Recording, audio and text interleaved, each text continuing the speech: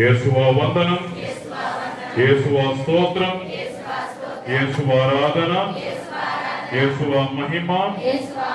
తండ్రి దేవా వందనం, తండ్రి దేవా స్తోత్రం, తండ్రి దేవా ఆరాధన, తండ్రి దేవా మహిమ. ఆత్మదేవా వందనం, ఆత్మదేవా స్తోత్రం, ఆత్మదేవా ఆరాధన, ఆత్మదేవా మహిమ. మరియమాత వందనం, మరియమాత స్తోత్రం. Praise the lord. ప్రియమైన సోదరి సోదరులారా, ఈరోజు మనందరము కూడా గూడాల ఏ సంఘములో మన లయోలా కమ్యూనిటీ హాల్లో ఈ యొక్క దివ్య పూజా బలి జరుపుకుంటూ ప్రభుని యొక్క దీవెనలు పొందుకుంటూ ఉన్నాం. ఈరోజు మనందరికీ కూడా పవిత్రాత్మ మరియు అపవిత్రాత్మ ఈ ఇద్దరి మధ్య తేడా ఏంటి, మనం ఏ విధంగా ఈ పవిత్రాత్మను ఎదుర్కోవాలి, పవిత్రాత్మ శక్తితో అపవిత్రాత్మను ఎదుర్కోవాలి అని చెప్పి మనందరం కూడా వింటూ ఉన్నాం. అపవిత్రాత్మ అంటే దేవుని నుండి దూరమైనటువంటి దేవదూత. ప్రభువు యెహోవా ప్రభువు తనతో పాటు దేవదూతలను సృష్టించాడు. ఈ దేవదూతల యొక్క పని ఏంటంటే దేవుని యొక్క నామాన్ని మహిమపరచడం. కానీ కొంతమంది దేవదూతలు ఏం చేశారు అంటే మేమే గొప్పవాళ్ళగా ఉంటాం, మేము దేవుని యొక్క నామాన్ని స్తుతించము అని చెప్పి ఆ ప్రభువు మీద తిరగబడినటువంటి దేవదూతలు అందరూ కూడా నరకానికి పంపివేయబడ్డారు. వాళ్ళే సైతాను. వాళ్ళ నాయకుడు ఎవరు? ఈరోజు మన శుభవార్తలో వింటాం. ఆయన పేరు బెల్జెబూల్. ఈ బెల్జెబూలు అంటే శపించబడిన వాడు అని అర్థం. ఈ బెల్జెబూలు ఏం చేస్తాడు? ఈ బెల్జెబూలు శోధిస్తాడు.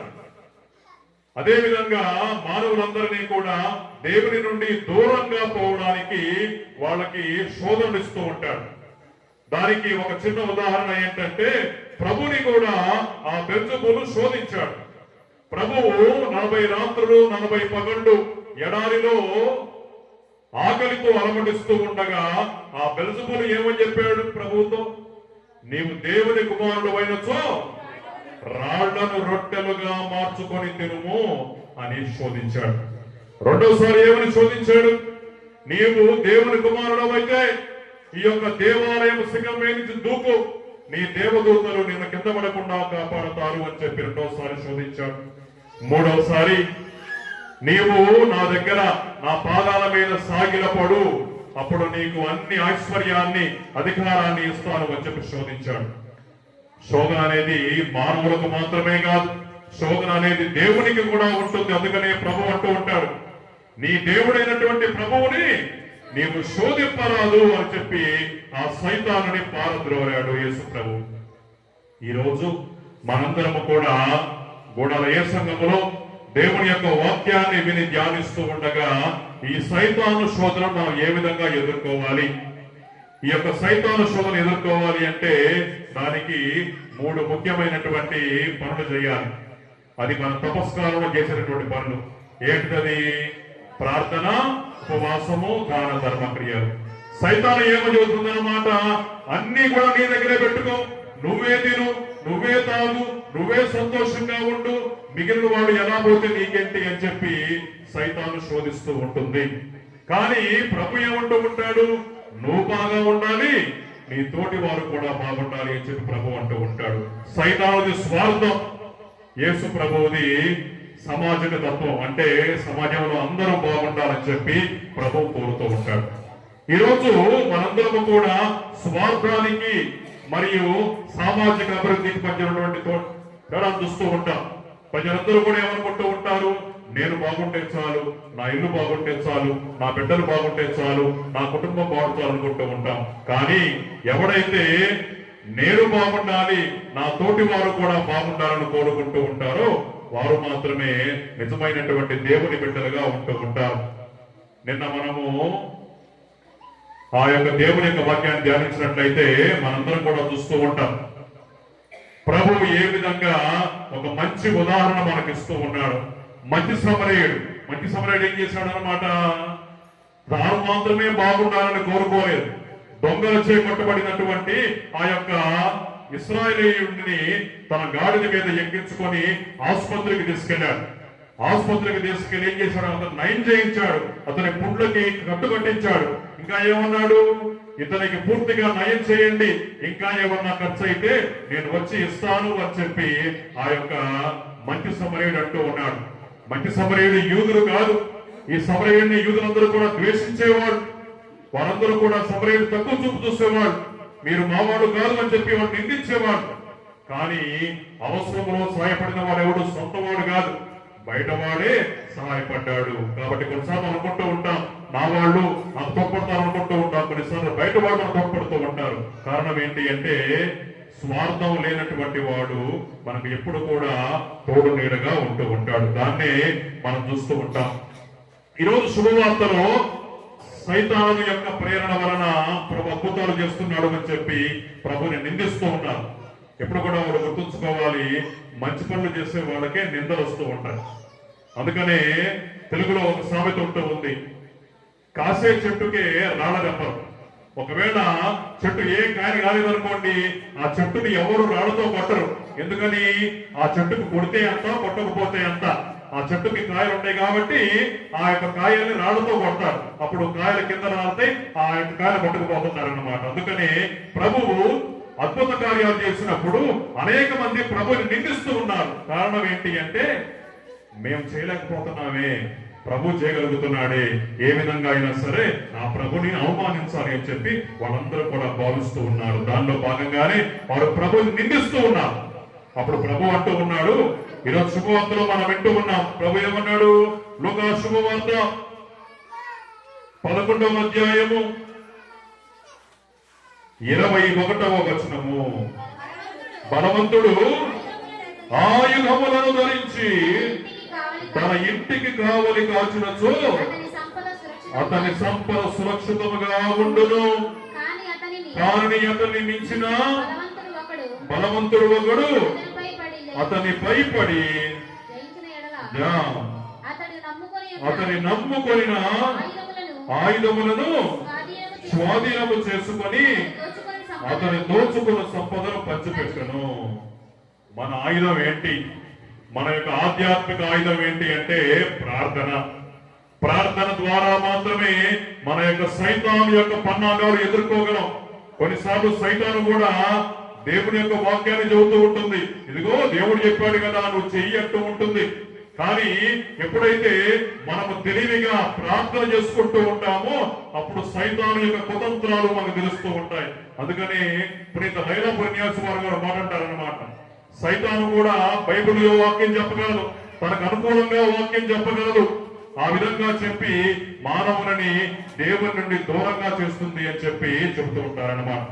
మనము ఈ రోజు ప్రభుని యొక్క వాక్యాన్ని వింటూ ఉండగా ఈ సైతాను యొక్క కుతంత్రాలను తెలుసుకుందాం. కొన్నిసార్లు సైతాను వెలుగులాగా వస్తూ ఉంది, ఏదో నీకు సంతోషాన్ని ఇస్తూ ఉంది. కానీ మనం గుర్తుంచుకోవాలి, ఆ సంతోషం అనేది తాత్కాలికమైనదే. అంటే ఏంటన్నమాట, ఏదన్నా తిన్నప్పుడు, తాగినప్పుడు, ధరించినప్పుడు ఉండే సంతోషం అది తాత్కాలికం మాత్రమే. శాశ్వతమైనటువంటి ఆనందాన్ని, శాశ్వతమైనటువంటి సంతోషాన్ని మనకి ప్రభువు మాత్రమే ఇవ్వగలడు. దాన్ని మనం గుర్తుంచుకోవాలి. మనం ఎప్పుడైతే ఆ ప్రభుని మార్గములో ముందుకు సాగుతూ ఉంటామో, ప్రభుని యొక్క అనుగ్రహాన్ని పొందుకుంటూ ఉంటామో, అప్పుడు సైతాను యొక్క కుతంత్రాలను ఎదుర్కొంటూ ముందుకు సాగుతూ ఉంటాం.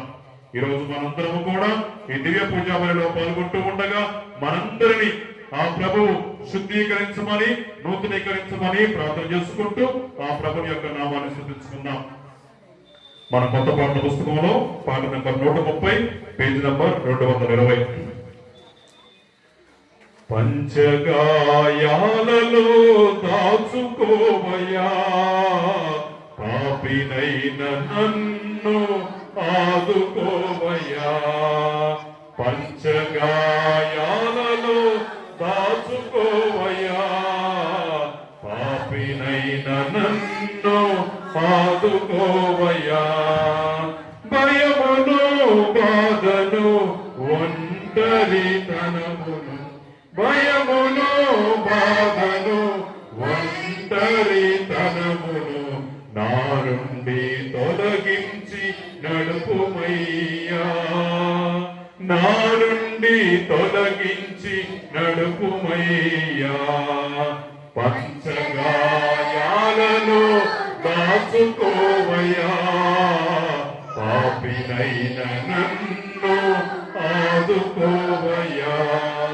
మనసునున్న మలినమును తుడచివేసి, నాలోని తలంపులు శుద్ధి చేసి, మనసునున్న మలినమును తుడచివేసి, నాలోని తలంపులు శుద్ధి చేసి, మంచితనము నాలో యేసు నింపుమయ్యా, మంచితనము నాలో యేసు నింపుమయ్యా.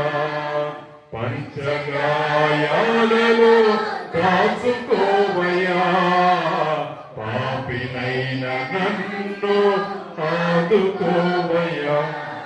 కనులుకున్న చీకటిని కాంతి చేసి, మోహపు మైకపు చూపు శుద్ధి చేసి, కనులుకున్న చీకటిని కాంతి చేసి, మోహపు మైకపు చూపు శుద్ధి చేసి, నీ వెలుగు నాలో యేసు నింపుమయ్యా, నీ వెలుగు నాలో యేసు నింపుమయ్యా.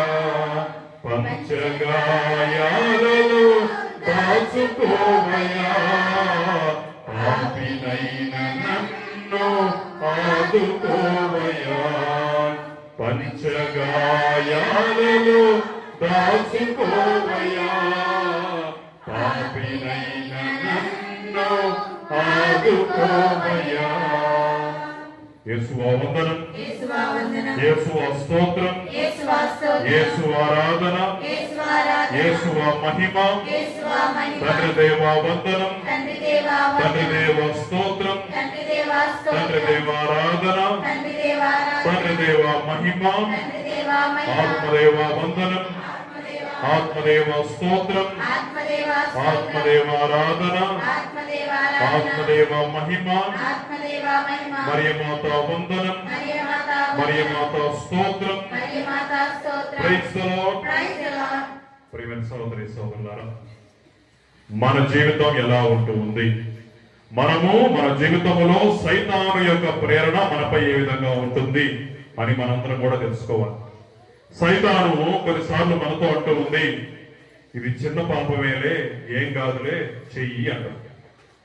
నీ పక్కన పెద్ద పాపం చేశాడు, నువ్వు చిన్న పాపం చేస్తే తప్పు కాదులే అంటది అన్నమాట సైతాన్. మనం అనుకుంటూ ఉంటాం, అవును మన చిన్న పాపే అనుకుంటూ ఉంటాం, కానీ పాపం ఏదైనా కూడా పాపమే. కొన్నిసార్లు సైతాన్ అంటూ ఉంది, ఈరోజు పాపం చెయ్యి, రేపు పోయి పాప సంగీతం చెయ్యి, అయిపోయిందిలే అంటది అన్నమాట. ఇంకొన్నిసార్లు అంటూ ఉంది, చచ్చిపోయేదాకా పాపాలు చెయ్యి, చచ్చిపోయే ముందు దేవుడి దగ్గరికి వెళ్ళి పాప సంగీతం చెయ్యి, అంత బాగుంది అన్నమాట. ఈ విధంగా సైతాను అనేక విధాలుగా మనల్ని శోధిస్తూ ఉంటూ ఉంది. మనము ఏ విధంగా ఈ సైతాన్ని ఎదుర్కోవాలి? ఏ విధంగా అంటే, ఎప్పుడైతే మనము ఆ ప్రభుని యొక్క శక్తిని పొందుకుంటూ ఉంటామో, ప్రార్థన శక్తిని పొందుకుంటూ ఉంటామో, ఉపవాసం ద్వారా బలపడుతూ ఉంటామో, అప్పుడు సైతాన్ని ఎదుర్కోగలం. ఒకసారి ప్రభు దగ్గర శిష్యులు వచ్చారు, ప్రభువా ఈ యొక్క సైతాను మేము పారద్రోలేకపోతున్నాం అంటే ప్రభు ఏమన్నాడు? ఇలాంటి సైతాను పారద్రోలాలంటే మీరు చేయాల్సింది ఇంకా ఉంది. ప్రార్థన చేయాలా, ఉపవాసం చేయాలా, ధర్మక్రియలు చేయాలా. ఈ విధంగా ఎప్పుడైతే మనము ప్రార్థన ద్వారా, ఉపవాసం ద్వారా, ధర్మక్రియల ద్వారా ప్రభుని వెంబడిస్తూ ఉంటామో, అప్పుడు సైతాను యొక్క శోధనను మనందరము కూడా ఎదుర్కోగలుగుతాము. సైతాను యొక్క శక్తి నుండి మనందరం కూడా విముక్తిని పొందగలుగుతాం. కాబట్టి మనందరము ఈ రోజు గుడార ఏ సంఘములో, ఆరోగ్య మత దేవాలయములో, మన దయోద కమ్యూనిటీ హాల్లో ఆ దేవుని యొక్క దీవెన పొందుతూ ఉండగా ప్రభుని యొక్క శాంతి సమాధానం పొందుకునేలాగా ప్రార్థన చేసుకుందాం. ప్రభుని విశ్వాసములు బలపడేలాగా ప్రార్థన చేసుకుందాం. మనందరినీ కూడా దేవాది దేవుడు దీవించి కాపాడుతూ, మన హృదయాలను శాంతి సమాధానం దయచేస్తూ, మనందరము కూడా ప్రభుని ప్రేమలో నిలబడి ఉండేలాగా ప్రార్థన చేసుకుందాం. ముఖ్యంగా ఏప్రిల్ 1వ తారీఖు జరగబోయేటటువంటి ఈ యొక్క కోనసీమ కల్వరి యాత్రకి ఈ రోజే పోలీసులు అనుమతించారు. సంతోషం. ఎందుకంటే మనందరం కూడా కలిసి ప్రార్థన చేస్తున్నాం కాబట్టి మనకి అనుమతి లభించింది. కాబట్టి దాదాపుగా 6 సంవత్సరాల తరువాత జరగబోతున్నటువంటి ఈ కోనసీమ కల్వరి యాత్రను మనందరం కూడా జ్ఞాపకం చేసుకుందాం. ఇది మన క్రైస్తవ కథోలిక విశ్వాసానికి ఒక గుర్తు. మనందరం కూడా బహిరంగంగా మన విశ్వాసాన్ని చాటుకుంటూ ఉన్నాం. మనందరము కూడా మన కథోలిక విశ్వాసాన్ని చూపుతూ ముందుకు సాగుతూ ఉన్నాం. కాబట్టి మనందరినీ కూడా ఆ దేవాది దేవుడు దీవించకపోవాలని ప్రార్థన చేసుకుందాం. మన జరగబోయే కార్యక్రమాలు, ముఖ్యంగా ఈ తపస్కాలంలో మనందరం కూడా అనేక కార్యక్రమాల ద్వారా ముందుకు సాగుతూ ఉండగా మనందరినీ దేవుడు దీవించి కాపాడాలని, మనందరము కూడా ప్రభుని విశ్వాసములో ముందుకు సాగుతూ ప్రభుని ప్రేమను బలపడదాగా ప్రార్థన చేసుకుందాం. మనందరము శిరములు వంచి ఆ ప్రభుని యొక్క దీవెన కోసం ప్రార్థన చేసుకుందాం. దయాళుల సర్వేశ్వర ప్రేమ గల తండ్రి, మీకే స్తుతి, మీకే ఆరాధన, మీకే మహిమ, మీకే ఘనత. ఈ రోజు మేమందరము కూడా కథోలిక సంఘముగా ఆరోగ్యమాత దేవాలయములో లయోలా కమ్యూనిటీ హాల్లో మీ యొక్క వాక్యాన్ని విని ధ్యానిస్తూ ఉండగా ఇక్కడ చేరిన మా అందరినీ దీవించండి. మీ విశ్వాసమును బలపరుచుకోనండి. మీ శాంతి సమాధానం పొందుకునే వాక్యాన్ని దయచేయండి. ప్రభుని యొక్క వాక్యం ప్రకారం జీవిస్తూ సైతాను యొక్క కుతంత్రాలను ఎదుర్కొంటూ ముందుకు సాగే భాగ్యాన్ని దయచేయండి. మీ ప్రేమను మాపై కృపణించండి. మీ అనుగ్రహాన్ని మాపై కృపణించి ముందుకు సాగే భాగ్యాన్ని దయచేయండి. అమ్మ ఆరోగ్య మాత, ఇక్కడ చేరిన మా అందరినీ దీవించి నడిపించండి. మీ ప్రేమను పొందుకునే భాగ్యాన్ని దయచేయండి. మీ విశ్వాసం ముందు బలపరుస్తూ, ప్రేమ ఎందు స్థిరపరుస్తూ, మీ అనుగ్రహాన్ని పొందుకునే భాగ్యాన్ని దయచేసి కాపాడిపించి దీవించమని, మీ ప్రేమతో బలపరిచి నడిపించుకోమని, అదేవిధంగా మీ యొక్క శాంతి సమాధానం ద్వారా మీ యొక్క ప్రేమల బలపడతాకి కాపాడిని దీవించమని ప్రభు క్రీస్తు ద్వారా ఈ మనవి చేయుచున్నాము.